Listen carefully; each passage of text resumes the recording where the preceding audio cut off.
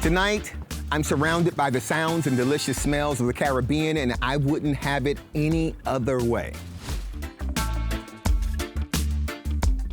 I'm your host, Oliver G. Gilbert III, Chairman of the Miami-Dade County Board of County Commissioners and the County Commissioner for District 1. This episode, Episode 7 of our show, is a crossover, an homage to one of Island TV's most popular productions, the Caribbean Cookout show. Now in its third season, it's all about celebrating the region's rich culinary traditions and telling stories around a table filled with great tasting food. So we decided to join in on the fun and talk about something that's ingrained in the fabric of South Florida, and that's the food and culture from the islands.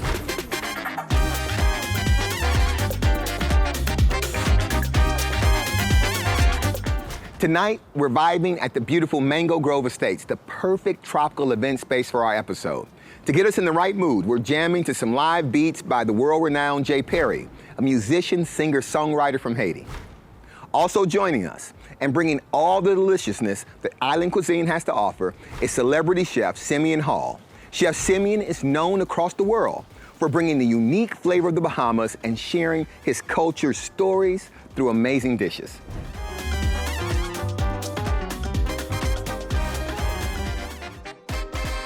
So I'm here with Chef Simeon. Now, Chef, you've been working in the kitchen for a minute here. Yeah. Tell me what we have in front of us and tell me what I have in store. I'm going to be tasting. They tell me it's all amazing. Talk to me about it. Well, you know, I took it real Bahamian for you to make sure that you connected with your roots.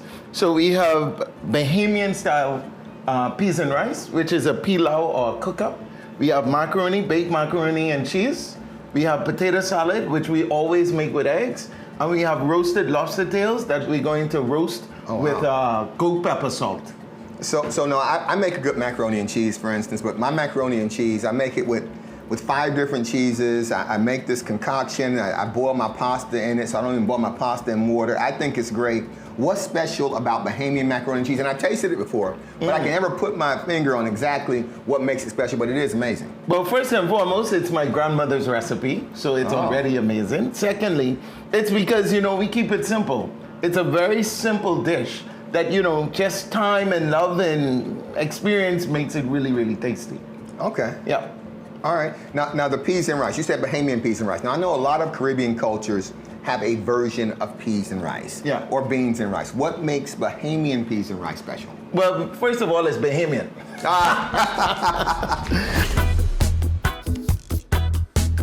And then secondly, we do an amalgamation of a lot of different ingredients. Okay. So it's a pilau or cook-up. That means it has conch, it has salt beef, it has ham, it has coconut oil. All those different ingredients come together to make Bahamian peas and rice. Oh, wow. Okay, well, so I didn't realize that. So my family is Bahamian. Yeah.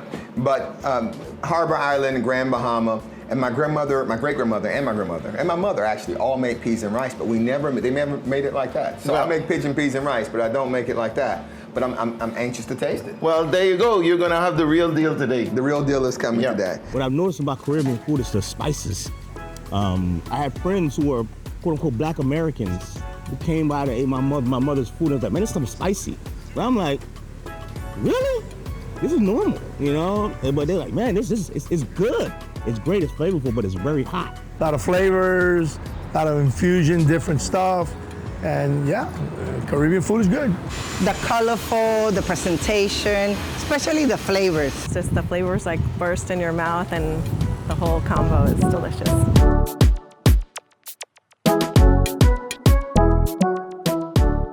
So Chef Simeon, if someone hasn't had the opportunity to meet you, tell me about you. What's your story? Tell me your family story. How did you become the world-renowned Chef Simeon? Oh man, well, I'm the grandson of 2 famous female chefs in the Bahamas. One was one of the first Black female restaurateurs in the region. The other was a specializing chef. She worked at a hospital first, and then at the Nassau Beach Hotel, which was a very famous hotel. And so I started cooking at the age of 4. 4? I made an omelet. Well, now as a chef, I realized it was burnt eggs. But for a better story, I call it an omelet. And then I started working for my grandmother at the age of 7, where I got my first paycheck for $14, and I thought I was a millionaire. Yeah. Because I was doing what I loved, and I got paid for it, and I haven't stopped ever since. So I have this delicious Bahamian cuisine in front of me. It tastes great. How important is it to deliver authentic Bahamian cuisine to your patrons? Well, you know, for me, it's about storytelling. So I use food to tell my story and the story of my Bahamas. What does that mean? It means that it's more than sun, sand, and sea. It's about food culture. It's about connecting at the table. It's about bringing families together. It's about fellowship. And I think food is the perfect catalyst to make that happen. Now, there are lots of different Caribbean cultures in South Florida. You know, how important is it for us to maintain the tradition of our culinary traditions? Well, you know, I recently was having this conversation, and for me, food is culture. Food is how we express ourselves. And in the Caribbean, everything is centered around food. And so you could talk about music, you could talk about art, but let's be honest, you can go a whole day without looking at your particular country's art or not listening to that music, but you gotta eat. And so once you eat, you are telling yourself a story and you're telling others a story. Just the flavors, and it definitely needs to be preserved because it's my history, it's my parents' history, so it's something I definitely think should never leave and should always be embraced, celebrated, and you know, cultivated, and not only just Caribbean history, but American history, because it's part of American history now too. It's our identity. It's what we are. We come here to this country, to the state of Florida, to work and to be together. It's actually supposed to be one of the signatures of South Florida, and particularly Miami. We have different people, different cultures, and you cannot complete that list without Caribbean food. Actually, it should be preserved everywhere. And is it important that we pass this on to our children? 110%, because, you know, we're inundated now with fast. Everybody has a Go app. You could place an order and you don't even have to go inside, and everything is so moving so fast these days. It helps when you have that connection through food, and that's why, you know, in our community it's called soul food. The reason being that it nourishes the soul and it also connects. And without food, we're losing that connection. And the next generation needs to tell the story. You know what I mean? They may fancy it up a little bit. The way that I cook now, my grandmother would recognize it, but she would also appreciate that it's developed, it's modernized. I look at it from a business sense as well, so it's a little bit different than when she did it. You know what I mean? She fed the whole community.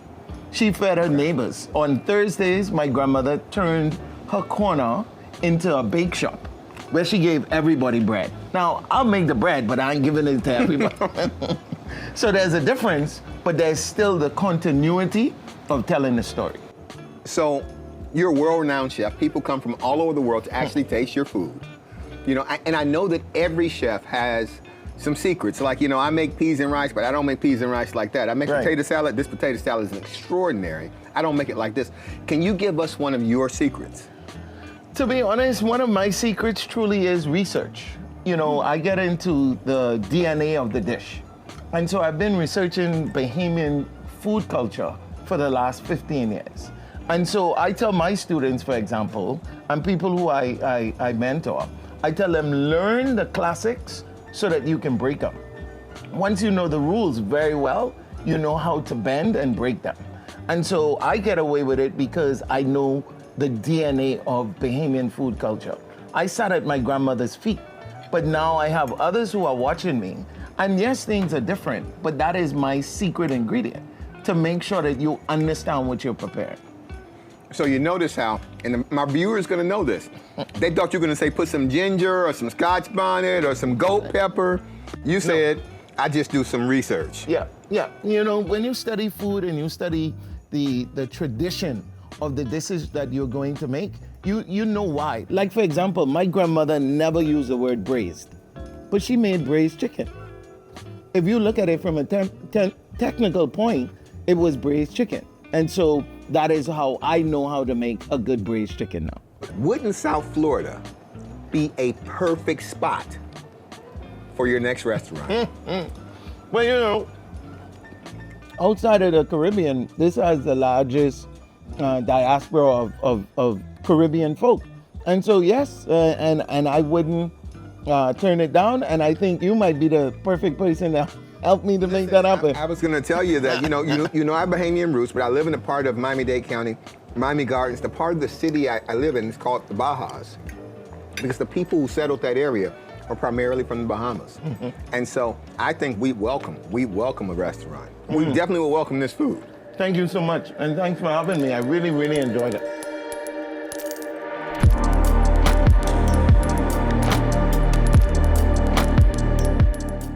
Thank you for all this food, and it's actually, it's important. The food tastes great, but what I take from this moment, when you said that we have to maintain our traditions, we have to pass down our history. You know, so much of our history is connected with our foods. So many of our traditions connected with how we eat, because it wasn't just how we sustained ourselves, it's how we survived. Yes. When I was young, my great-grandmother, and then later on my mom, she would make guava duff. And I see you have some guava duff over here. Yep. So I'm gonna grab me a piece of guava duff here. Yep. And tell me, what's the story behind guava duff? Well, guava duff is an English steamed bread pudding. And so it has a story rooted in the fact that on a ship, the cook at the time thought that the word duff was pronounced the same way that you pronounce rough. And so dough and rough and duff and all these other different things became the issue. But it's basically a steamed bread pudding. And it's not guava duff, by the way, it's duff. Because guava duff is seasonal. So when you have duff, it is supposed to be whatever is in season. So right now, Really? mangoes are in season, guava is in season, dillies are in season. All those seasonal fruits are what you're supposed to stuff it with. So it's not traditionally guava duff. So it's a steamed fruit bread pudding. A steamed fruit bread pudding. Yes. And because it's so rich, we usually have it as a celebration kind of food. Because it's really sweet, it's really heavy, and it's one of those things that, you don't want to eat every day, but it's our, I would dare to say, our national dessert. I think it has to be, and it's amazing. Yep. It's amazing. Now, I was thinking about this. There's Johnny cake, and there's Johnny bread. Yeah. What's the difference, and who's Johnny? Who's Johnny? They say. Yeah. Who's Johnny? That's a good question. Actually, it's not originally called Johnny. It's originally called Journey. And it's called Journey bread because that's what they gave the workers to go into the field with. And so there's that type, which is a cake, and there's a bread version, which is a little bit more staunchy, a little bit more sturdy. And then there's Swinge Cat, which is a skillet fried Johnny cake. So it's something that you'll see closer to the one that you hear in the South. Okay. And so we've, in the Caribbean, we get our own versions of things, and that's how that came about. So this version eats more with things like stew and stuff like that, because it's lighter. And you already have potatoes and stuff in this stew. So that's why this came about like this. Now, when I make my cabbage, I take some smoked turkey tail, and I put it in there and I boil it. Right. And then I put my cabbage in after it's all boiled down, the water's all nice and seasoned and it's low, and I'm basically steaming my cabbage. How is it? I noticed that you were doing something different. Yeah, well, I do something similar, but we use salt beef in ours. Salt beef. Salt beef and dried conch. It's one of those things that there's one thing about the Bahamas that a lot of people don't talk about, which is the Bahamas also has what we call hurricane food that was used from preserved dishes. So things like dried conch, salt beef, pickled conch, those are the kind of things that we use a lot in the Bahamas. And so this is one of those dishes that uses, and you don't have to refrigerate cabbage. Okay. So you don't have to refrigerate salt beef, and you don't have to refrigerate cabbage. So that is what we would kind of class in the hurricane food. Because when the electricity goes off, you still gotta eat. Yeah, you still gotta eat. Yeah, you still gotta eat. I appreciate your wisdom. I appreciate your culinary extraordinary exploits. Everything's wonderful. I look forward to visiting you in the Bahamas. And let's finish eating. Yeah, thank you so much. Enjoy.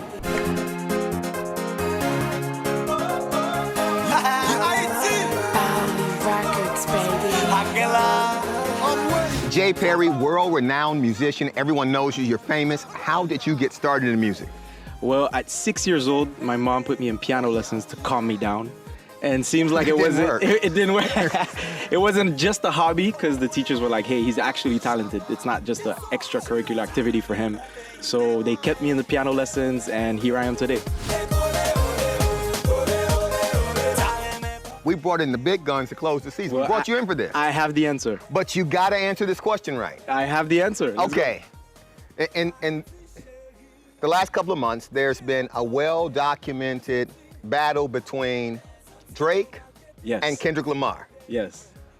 Who won, Drake or Kendrick Lamar? Kendrick won. Oh! Jay Perry with the win! Jay Perry, they not like us, baby. Listen, this is the end of our season. Jay, I don't know what you're performing, but take us away. Let's go. Special song, Décollé from Haiti, Port-au-Prince. Let's go!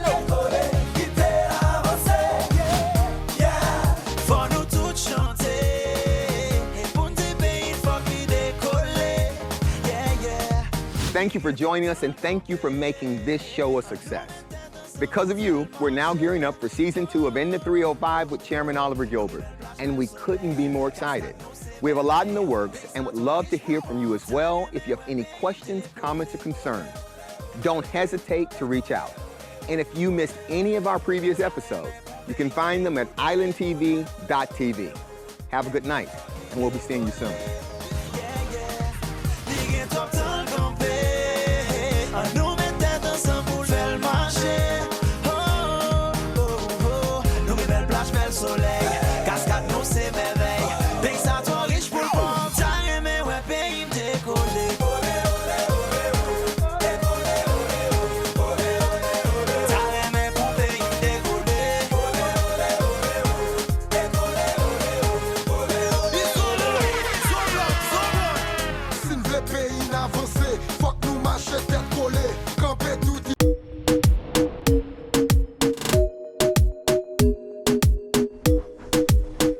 I'm Cindy. I'm studying to become an English teacher, and I love Island TV. Why? Because we are the Caribbean. We are Island TV. We need to reveal our fundamental contributions in America. We need Island TV to reveal our different beautiful Caribbean cultures for the world to respect and understand us better. Grow your business while supporting the only Caribbean television station in Florida. Advertise with Island TV.